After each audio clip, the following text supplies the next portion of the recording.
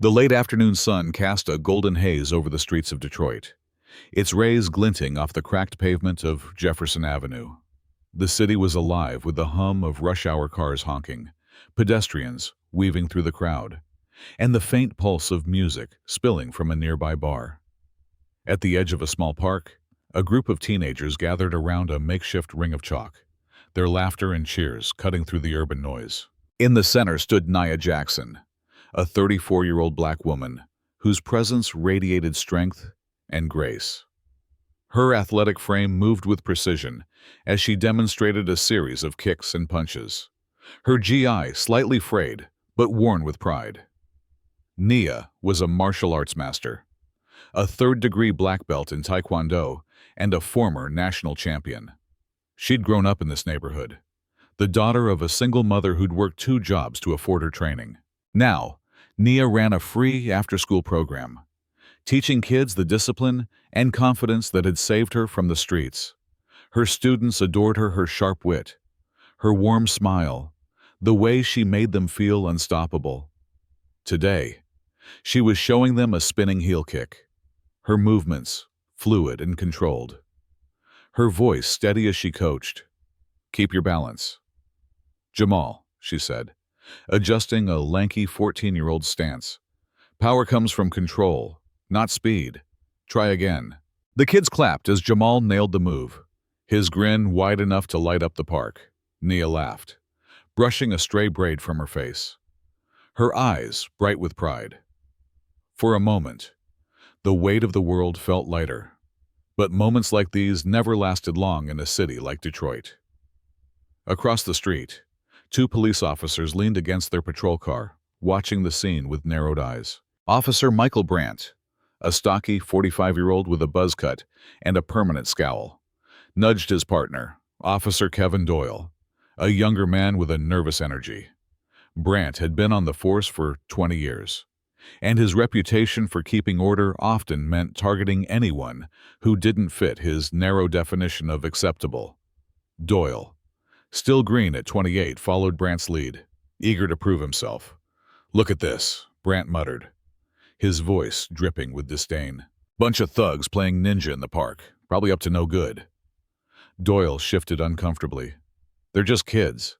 Mike, looks like a class or something." Brandt's lip curled. "Doesn't matter. They're making noise, drawing a crowd. I don't like it." His eyes locked onto Nia, her confident posture, and the way the kids rallied around her. Something about her set him off a black woman in charge, unafraid, commanding respect. It gnawed at him. "Let's go." The officers crossed the street, their boots heavy on the pavement. The kids noticed them first, their laughter fading as tension rippled through the group. Nia turned, her expression shifting from warmth to wariness.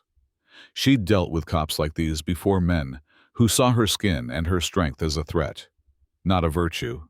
She straightened, placing herself between the officers and her students. "Afternoon, officers," she said, her voice calm but firm. "Can I help you?" Brandt stopped a few feet away, his hand resting on his baton. "What's going on here?" he demanded, his tone sharp. "You got a permit for this little—" Gathering Nia's jaw tightened, but she kept her composure. "This is a free martial arts class for local kids. We're not breaking any laws. I've been running this program for 3 years, no issues." Brandt smirked, his eyes cold. "No issues, huh? I see a bunch of kids causing a disturbance." "You're the one in charge, I am," Nia said, meeting his gaze. "Nia Jackson. I'm a martial arts instructor. These kids are my students." Doyle glanced at the group, then back at Brandt. "Maybe we should just let them be. Mike, they're not hurting anyone." But Brandt wasn't listening. He stepped closer, invading Nia's space, his voice lowering to a menacing growl. "I don't care who you are. You don't get to set up shop in my city without permission. Back it up. Now." The kids shifted nervously, some clutching their bags, others looking to Nia for guidance. She didn't flinch. but her heart was racing.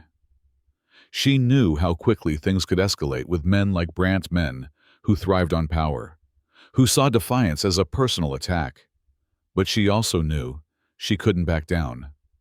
Not in front of her students. Not when she'd spent her life proving she wouldn't be broken. "We're on public property," Nia said, her voice steady. "We have every right to be here. If you have a problem, you can take it up with the city." Brant's face darkened, a flush creeping up his neck. "You don't tell me what to do," he snapped. He took another step, his chest inches from hers, his hand tightening around his baton. "I said pack it up, or I'll make you—" The air crackled with tension. The kids were silent, their eyes wide with fear. Doyle shifted, his hand hovering near his radio, unsure of what to do. Nia held Brant's gaze, her fists clenched at her sides. She'd faced bullies before on the mat, in the streets, in life. She knew how to defend herself, but this wasn't just about her. It was about the kids watching, the ones who needed to see that courage wasn't the absence of fear, it was standing tall in spite of it. "I'm not going anywhere," Nia said, her voice low and unyielding. "You want to arrest me? Do it, but I'm not breaking any laws, and you know it." Brant's eyes flashed with rage.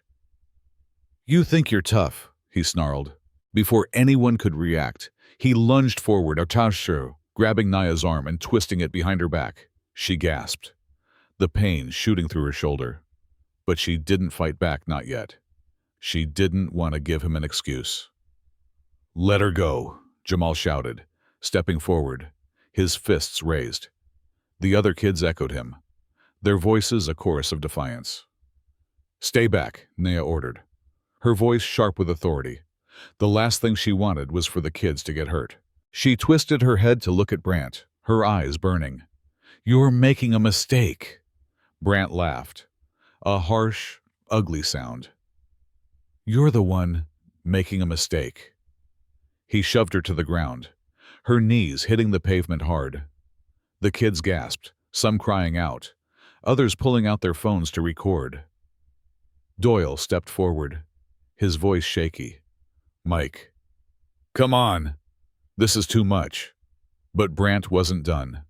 He drew his leg back and kicked Nia in the ribs, the force knocking the breath from her lungs. She doubled over, pain exploding through her side. But she didn't cry out. She wouldn't give him the satisfaction. The kids screamed, their voices a chaotic mix of fear and anger. Jamal tried to rush forward, but another student held him back, tears streaming down his face. Brant loomed over Nia, his face twisted with contempt. "That's what you get for mouthing off," he spat. "Now get up and get out of here before I do worse."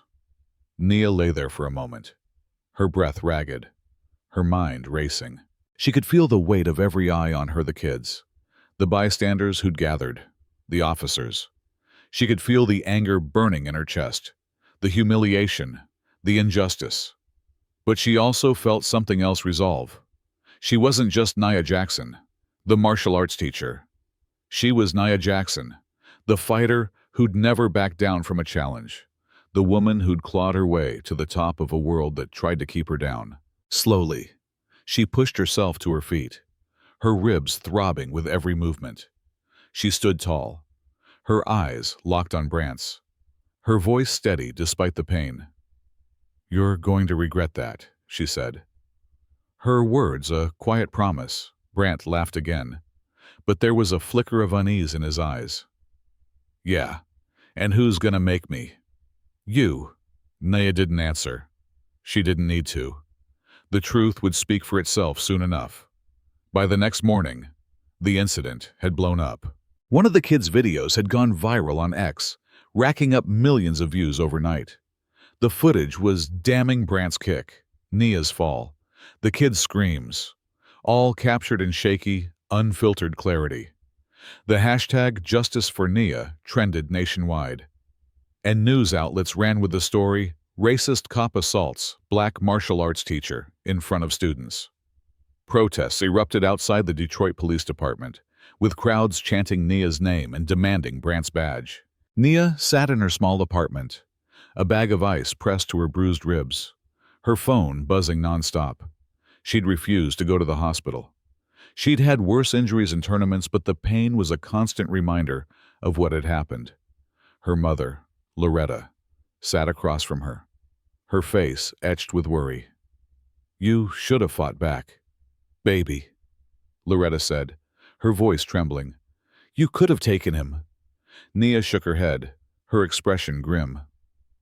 "If I'd fought back, he would have shot me, Mama, and the kids would have seen it. I couldn't take that risk."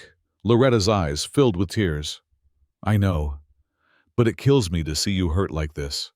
That man, he's a monster. He's a coward," Nia corrected, her voice hard. "And he's about to find out who he messed with." The call came an hour later. It was from Captain Elena Torres, a no-nonsense woman who'd been Nia's ally in the community for years. Torres had seen the video, and she was furious. "Nia, I need you to come down to the station," she said, her voice tight with urgency. "We're launching an investigation, but there's something you need to know. Brant and Doyle are claiming you attacked them first. They're trying to spin this." Nia's blood ran cold, but she wasn't surprised. "They're lying," she said simply. "The video proves it." "I know," Torres said, "but we need your statement. And there's more. We pulled your file. Brant's in for a shock when he finds out who you are." Nia's lips twitched into a small, bitter smile. Good. The precinct was a madhouse when Nia arrived, flanked by Loretta and a lawyer friend, Marcus Evans. Protesters lined the street, their signs and chants a constant hum in the background. Inside, the air was thick with tension officers whispering, reporters clamoring for a statement, activists demanding accountability. Nia walked in with her head high, her ribs still aching but her resolve unshaken. Captain Torres met her in a small conference room, her face a mix of anger and determination. "Nia, I'm so sorry this happened," she began, her voice sincere. "Brant's been a problem for years, but he's always slipped through the cracks." "Not this time." Nia nodded, her expression unreadable. "What's their story?" Torres sighed. "Brant's claiming you resisted arrest and took a swing at him. Doyle's backing him up, but he's shaky. The video doesn't support their version, and we've got witnesses who saw the whole thing. We're suspending them both, pending investigation. But I need your formal statement." Nia gave her statement, recounting every detail with a clarity that left no room for doubt. Marcus sat beside her, taking notes, his jaw tight with barely contained fury. When Nia finished, Torres leaned forward, her eyes intense. "There's something else," she said. "We looked into your background. Nia, you're not just a martial arts teacher, are you?" Nia's gaze didn't waver. "No," she said simply. "I'm not." Torres slid a file across the table, her voice low. "You're Nia Jackson, former national taekwondo champion, undefeated in your weight class for 3 years. You've trained with the Secret Service, taught self-defense to federal agents, and you're a consultant for the FBI's tactical training program. You've got commendations from the governor, the mayor, even the damn attorney general. Brant didn't just kick a martial arts teacher, he kicked a goddamn American hero." Marcus let out a low whistle, a grin spreading across his face. Loretta squeezed Nia's hand, her eyes shining with pride. Nia didn't smile. She didn't feel triumphant, not yet. All she felt was the weight of the moment, the knowledge that her identity would change everything. "Let's see how Brant likes that," she said, her voice cold. The hearing was set for the following week, but the public pressure was relentless. The protests grew, with national civil rights leaders joining the cause. The video was played on every major news network, dissected by pundits and activists alike. Brant and Doyle were suspended without pay. But their union reps fought back, claiming they were being railroaded by a woke agenda. Brandt doubled down on X, posting rants about thugs and reverse racism. But his words only fueled the fire. The hearing room was packed reporters, community leaders, Nia's students, and their families. Even a few FBI agents who'd flown in to support her. Nia sat at the front, her GI replaced by a sharp blazer, her expression calm but resolute. Loretta and Marcus flanked her, their presence a quiet strength. The kids sat in the back, Jamal clutching a small trophy he'd won at a tournament Nia had coached him for. Brandt and Doyle took the stand first, their story full of holes. Brandt claimed Nia had lunged at him, that he'd acted in self-defense. Doyle stammered through his testimony, his eyes darting to the crowd, his hands trembling. The video was played, and the room erupted in murmurs. Brandt's kick, Nia's fall, the kids' screams. There was no lunge, no threat, just a man abusing his power. When Nia's turn came, she stood, her voice clear and unwavering. "I'm Nia Jackson," she began, her eyes sweeping the room. "I'm a martial arts teacher. Yes, but I'm also a former national champion, a trainer for federal agents, and a consultant for the FBI.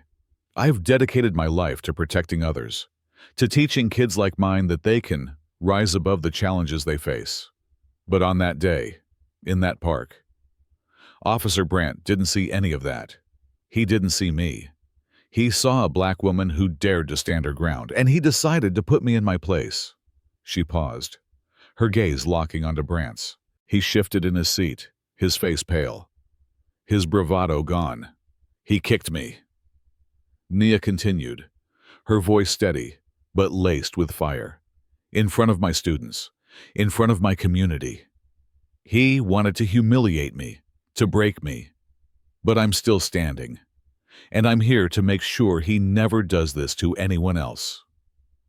The room was silent, the weight of her words hanging in the air. Then Jamal stood, his voice trembling but loud. "Miss Nia's a hero," he shouted.